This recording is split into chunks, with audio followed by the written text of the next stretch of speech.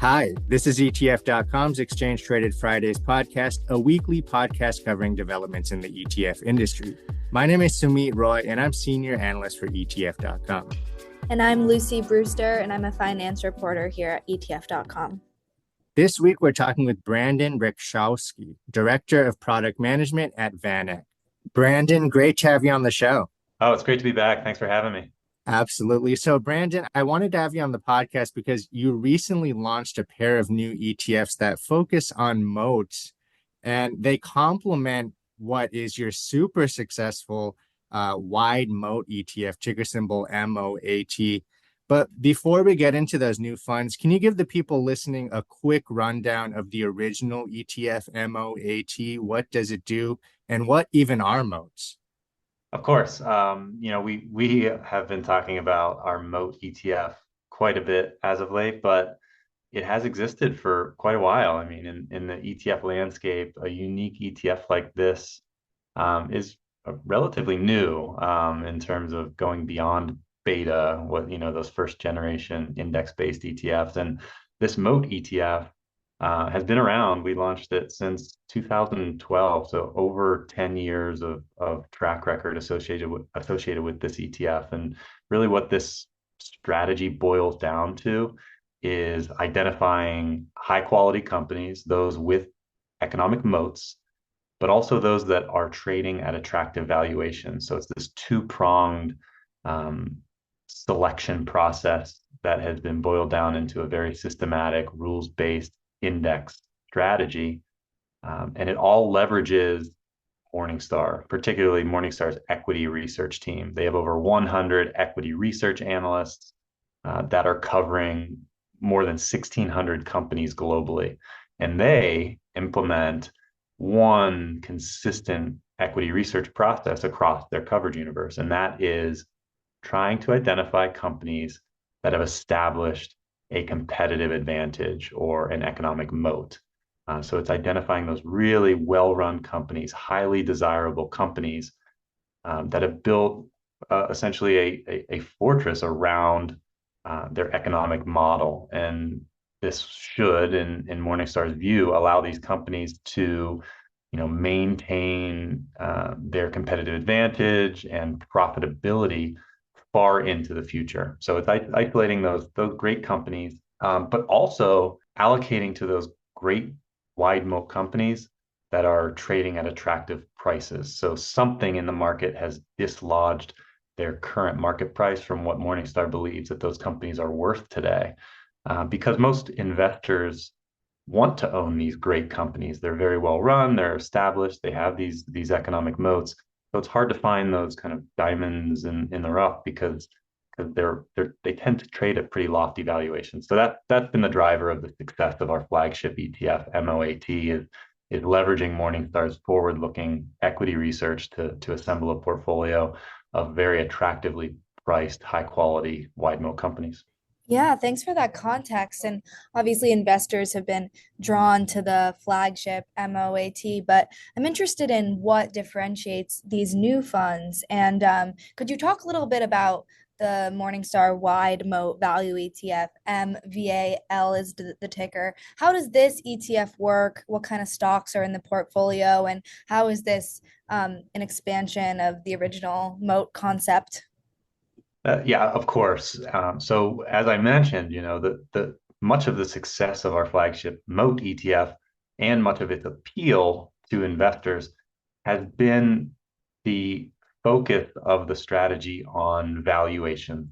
So finding those opportunities in the marketplace within these companies that are well positioned to recover from maybe short-term headwinds, find them at attractive prices and allocate to them until the market realizes the mispricing and then find the next opportunity. That's really the name of the game with this strategy. But with that comes a portfolio that is highly dynamic. There are very loose guardrails, if you will, associated with the moat strategy. So there can be very differing sector exposure from quarter to quarter, year to year.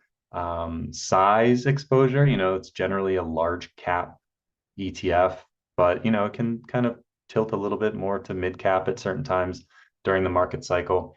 And then ultimately the style exposure, which we're talking about today, can vary significantly. For example, as 2022 unfolded, if everyone recalls, there was a pretty big correction in the market, particularly with growth stocks, which had been leading value stocks for years while inflation became a thing and the Fed had to act accordingly. And that really punished growth stocks in 2022. So this strategy identified attractively priced growth stocks because of their sell-off in the market, and the Moat ETF established a bit of a growth bias, slight one, but a little bit of a tilt toward growth. And then as the market recovered, these names in the growth side of the market began to reach their fair value, if you will, and more opportunities became available in the value side of the market through 2023. So we saw a pretty significant shift from 2022 to 2023 in our flagship Moat ETF. So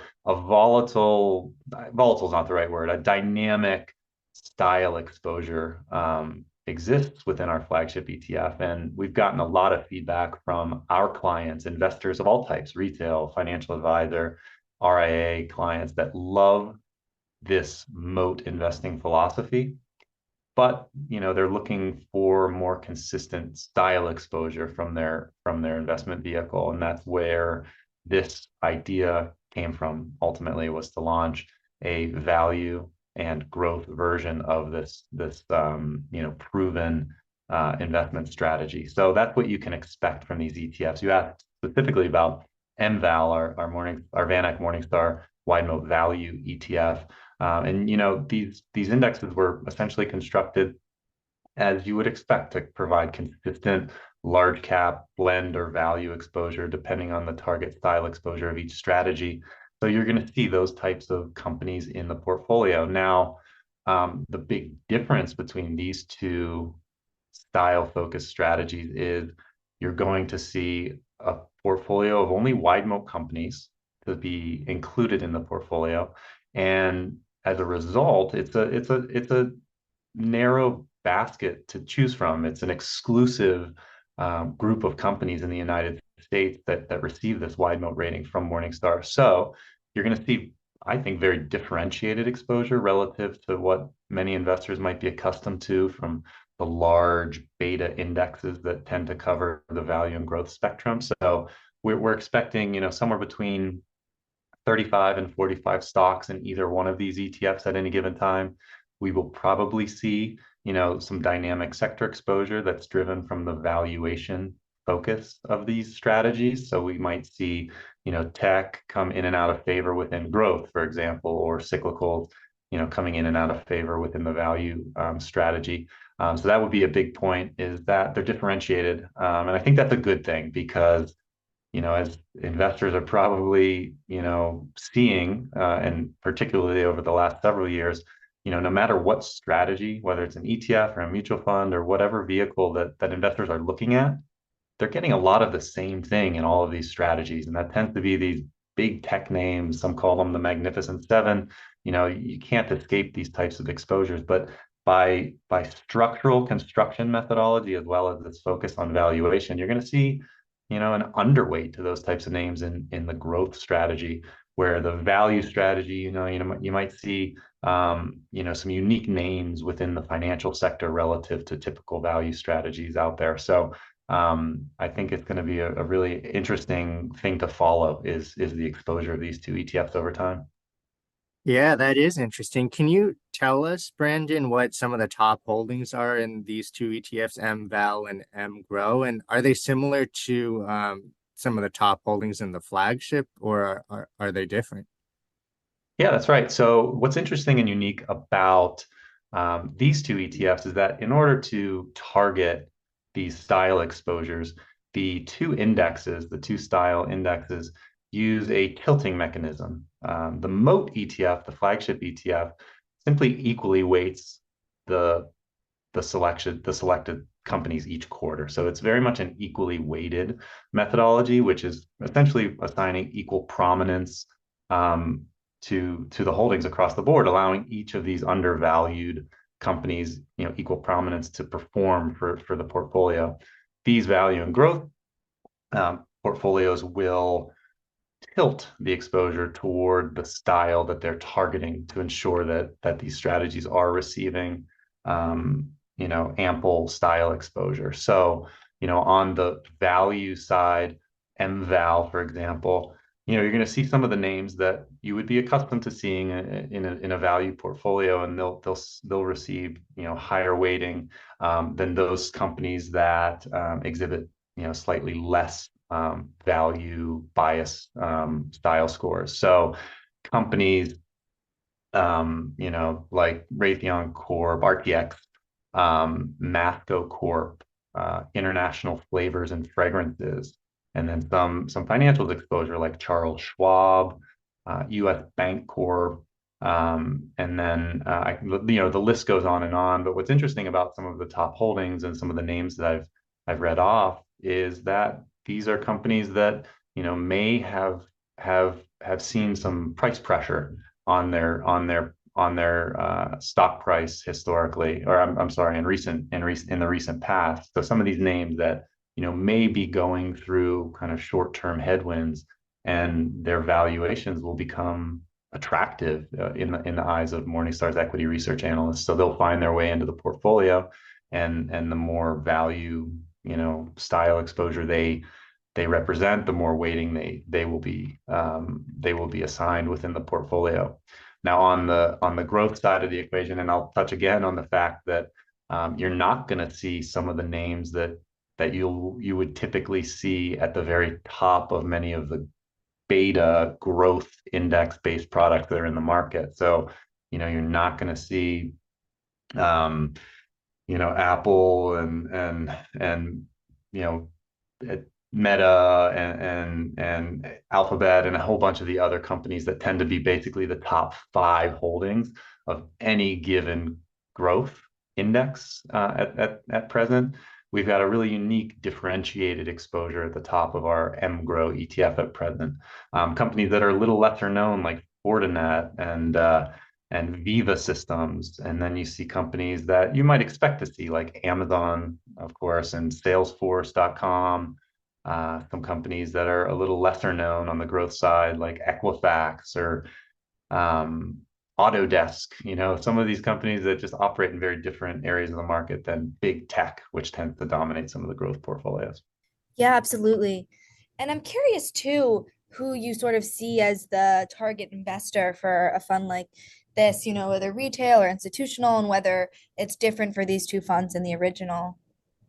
Yeah, so our flagship ETF, Moat, has raised a lot of investment from really every corner of the market, and a lot of the feedback we get from, particularly on the financial advisor side, or the RIA channel, if you will, is that it can be a little difficult for this flagship large blend exposure. It's difficult for them to kind of model out what they can expect from Moat over time, because, like, as I mentioned, the style and sector exposure can be very dynamic. So there are a large number of advisors in the market that just they allocate to very low cost beta for their large cap blend exposure.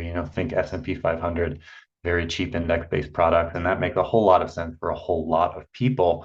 But they do like to make a call on styles over time. Growth versus value has just for a very long time been a key allocation decision for many advisors and investors. And we think that these two strategies can be a very well thought out, smart approach to dialing up or down value and growth exposure. And we've gotten a lot of feedback from our existing clients that would like to see that and allow them to kind of dial up and dial down that exposure. But again, I feel like a bit of a broken record, but they can do so with these strategies without essentially just adding more of the same exposures to their portfolio that they already have, because they are getting this very differentiated exposure to unique companies in a concentrated way, a very high conviction way. Brandon, I'm curious whether you think this whole concept of moats can be extended to any other subset of the stock market, whether it be other, styles, factors, individual sectors. What do you think? Do you think it could work for other type of stocks as well? You know what? Morningstar's done a ton of research on this, and this is essentially their bread and butter. This fuels a lot of what they've accomplished on their equity research side. I think a lot of folks in the market just aren't quite familiar with how impressive Morningstar's equity research division is. A lot of listeners probably are more familiar with Morningstar ETF and fund ratings and rankings and the data side of their business, but equity research really is an extremely high caliber institutional quality equity research team. In fact, it's by many accounts the largest independent equity research team at Morningstar. So they've got a great data set, a robust data set, and the index team at Morningstar that's assembled these rules-based index strategies leveraging this data. They've looked at a lot of different areas of the market, and at VanEck, we like to look at their different applications and where it makes sense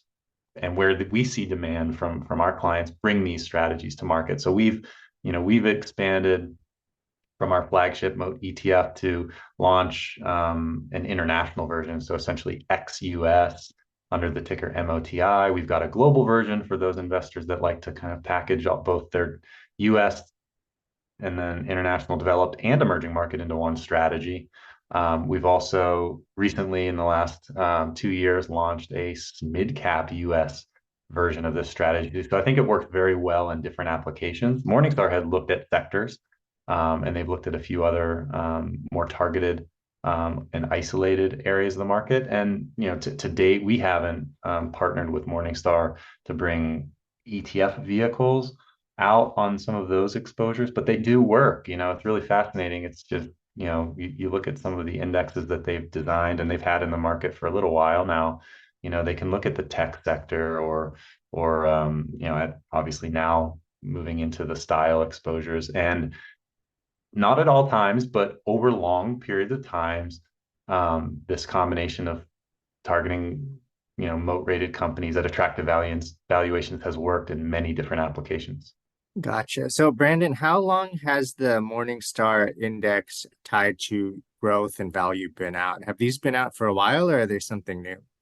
They're fairly new, but they've got some live track record to them. They were launched in November of 2022, so we're looking at over 1 year of live real time performance. And then, of course, any index provider will apply their rule set historically and back test an index. And we always caution investors to be very skeptical of back tests because it's being applied retroactively and not in real time. But what's unique about this strategy is that it is applying rules that leverage data points that were produced in real time historically. And Morningstar's equity research team has been doing moat research and valuation research since as early as I think 2002.